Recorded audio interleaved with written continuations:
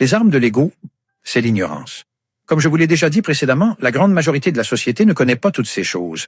Et les pouvoirs en place, qu'ils soient politiques ou médiatiques, n'ont absolument aucun intérêt à ce qu'elles les apprennent. Cela s'inscrit parfaitement dans le plan, n'est-ce pas?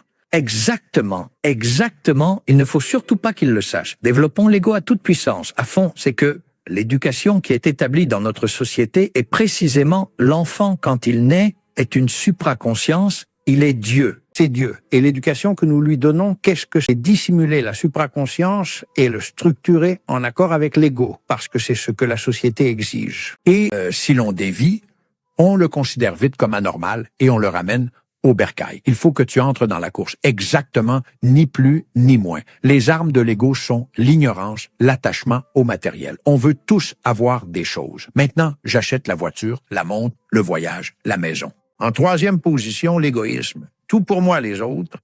Eh bien, qu'ils se débrouillent à chacun de leur côté. Et en quatrième lieu, et c'est important, ami Iker, la peur. Il faut considérer que toute peur, aussi insignifiante qu'elle puisse sembler, est une peur de la mort et est provoquée par l'ego. Pourquoi l'ego a-t-il si peur de la mort? Parce que, ayant une origine matérielle, il sait qu'avec la mort physique, il disparaît. C'est pourquoi la peur, toute peur au plus profond d'elle-même, n'est rien d'autre que la peur de la mort et est provoquée par l'ego. L'ego, par exemple, si nous essayons de prier dévotement en concentrant notre esprit sur une seule pensée ou en méditant. Et je dis juste aux gens, essayez de rester 1 minute l'esprit concentré sur une pensée ou l'esprit vide. Vous verrez que c'est impossible.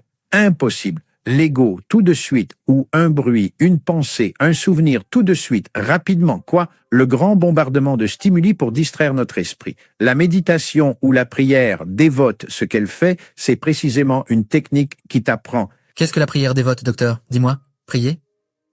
Prier avec dévotion, cela signifie ne pas prier en ayant l'esprit ailleurs, mais plutôt en se concentrant sur Dieu, sur Jésus, sur la Vierge, selon la dévotion personnelle de chacun. Prier, c'est exactement cela. C'est diriger et fixer notre esprit sur une seule et unique pensée. Et quand on se concentre sur une seule et unique pensée, c'est une technique bien particulière. Si tu le souhaites, nous pourrons en discuter plus tard. Il y a un cheminement, des étapes à suivre, et finalement, on arrive à entrer en contact avec la... Se concentrer est très important, non? Totalement.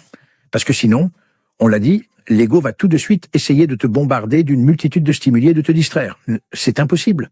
Et un jour de plus, docteur, que nous sommes ici, voyons ce qu'ils ont dit. Et telle action a augmenté. Le journal a écrit ceci à mon sujet. C'est tout le temps comme ça. C'est le bruit. Il y a toujours eu du bruit.